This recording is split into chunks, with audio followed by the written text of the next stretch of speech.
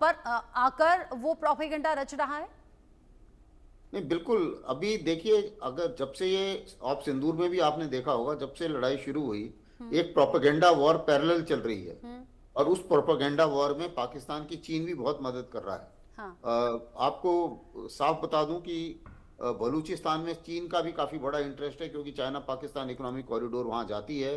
हम्म। चीन भी ये बताने की कोशिश करेगा कि पाकिस्तान आर्मी तो सब कुछ कर रही है, लेकिन बाहर की ताकतें जो हैं वो बलूचिस्तान में चाइना पाकिस्तान इकोनॉमिक कॉरिडोर को बनने नहीं देती हैं। ऐसा वो बोल भी चुके हैं कई बार अपने मीडिया से। अब वो बाहर की ताकतों से, चाहे उनका तात्पर्य अमेरिका की तरफ हो या इशारा उनका भारत की तरफ हो, जिसके भी तरफ हो, लेकिन ये प्रोपेगेंडा उनकी तरफ से चलता रहता है। लेकिन सवाल इस चीज़ का है कि ये जो बलूचिस्तान की प्रॉब्लम है, ये तो 1948 में क्रिएट हुई है, हम्म। जब पाकिस्तान ने जबरन उनके ऊपर कब्जा कर लिया था। तो उस प्रॉब्लम का भारत से कोई लेना देना नहीं है इसमें, और ना ही भारत का कोई बॉर्डर वहां पर लगता है। तो इन सब चीजों को मद्देनजर रखते हुए एक मुसीबत उन्होंने पाली है। यही जो ज्यादतियां वो लोग कर रहे थे 1971 में से पहले बांग्लादेश में, ईस्ट पाकिस्तान में, वही चीज अभी बांग्लादेश, ये बलूचिस्तान में हो रही है। लेकिन वहां पर सिचुएशन ये थी कि भारत के साथ बॉर्डर लगा हुआ था, और वहां पर एक तगड़ा लीडर उभर के सामने आया मुजीबुर रहमान की शक्ल में, और फिर भारत की मदद से तख्ता पलट हुआ और बांग्लादेश आज़ाद हो गया। बलूचिस्तान में सीमा नहीं लगती है, तो ये एक बहुत बड़ी लिमिटेशन हो जाती है। और दूसरी चीज़ ये है कि इतना बड़ा लीडर, कोई उनके जितने भी लीडर हैं, मैं काफ़ी से बात कर चुका हूँ। जब पैनल डिस्कशन के दौरान, एक मेरे पैनल डिस्कशन में मैं चेयर हम्म। कर रहा था, और तकरीबन मोस्टली बलूच लीडर थे, लेकिन सभी जो हैं वो बाहर सेटल्ड हैं, कोई भी बलूचिस्तान में नहीं है।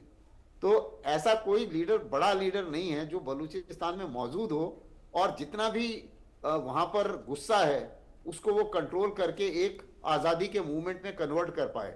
ऐसा अगर कोई वहां पर फोर्स बनती है, तो बलूचिस्तान के लिए आज़ादी मिलना बहुत आसान हो जाएगा। हम्म। जब तक ये नहीं होता तो ये स्ट्रगल मेरे विचार से चलती रहेगी। और ये स्ट्रगल अभी लंबी चलेगी, दशकों की ये लड़ाई है। और बलूचिस्तान के लोग तो हालांकि खुद को आज़ाद डिक्लेयर यहाँ घोषित कर चुके हैं, लेकिन जेके बंसल सर, ये जो टकराव है, ये एक्सपर्ट्स ये भी मानते हैं और वहाँ के हालात ये भी बताते हैं कि पिछले कुछ टाइम में ये अग्रेशन तेजी से बढ़ा। इसी बीच भारत पाकिस्तान की टेंशन भी बढ़ी, इसी बीच ऑपरेशन सिंदूर भी हुआ। क्या भारत की तरफ से ये एक ऐसा कदम था जिसने बलूचिस्तान के लोगों को और ज्यादा ताकत दे दी कि हाँ, आज़ादी की लड़ाई लड़ो? क्योंकि एक उम्मीद थी कि भारत शायद इस बीच साथ देगा, या फिर 1971 वाली चीजों को लोग दोहराने लगे। और अब बलूचिस्तान के लोग भारत से बहुत ज्यादा उम्मीद कर रहे हैं, कह रहे हैं वैश्विक स्तर पर बाकी देशों को भी अब आगे आना चाहिए, हमारे हक के लिए बात करनी चाहिए।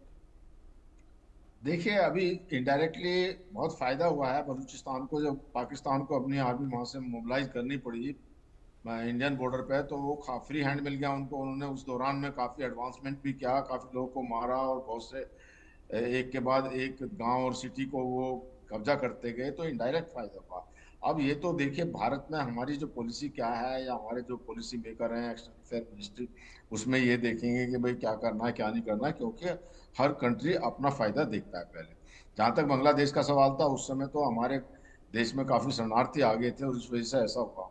अब पता नहीं, कि अब देखना यह है कि कई बार जो टसल जो ईरान के साथ भी चलता रहता है पाकिस्तान का, और बलूचों का उनके साथ कैसा संबंध है। हालांकि उनके साथ तो खास ज्यादा अच्छे संबंध नहीं है।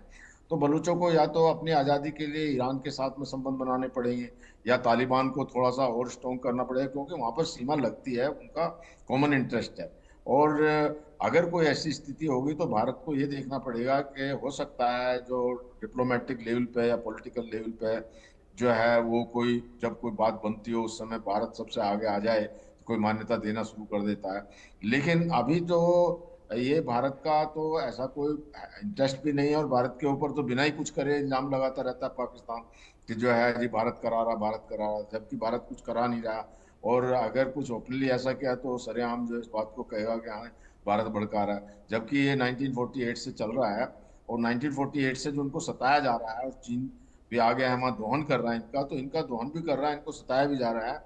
अगर ये इनको इनका ड्यू दिया जाए, इनको भी इसमें शामिल किया जाए, ये जो पाकिस्तान का पंजाब जो प्रांत है वो सब कुछ सारा वहाँ के जो ज्यादातर जी उनके मिलिट्री ऑफिसर्स हैं, जनरल हैं, और जो सारा शोषण कर रहे हैं, तो इस शोषण को खत्म करके ही वहाँ पे शांति आ सकती है। नहीं बिल्कुल। तो देखिए बलूच को तो बेचारों को, उनको तो दिक्कत हो ही रही और है। जो इतने दशकों से पाकिस्तान सरकार की तरफ से नहीं हो पाया वो आगे भी हो पाएगा, इसके चांसेस कम लग रहे हैं। और अब इसीलिए जो तमाम एक्सपर्ट जुड़ते हैं वो कहते हैं पाकिस्तान के टुकड़े होने तो अब तय हैं, आज नहीं तो आने वाले कल में ये जरूर होगा। बहुत शुक्रिया शशि अस्थाना जी, जेके बंसल जी मेरे साथ में इस डिस्कशन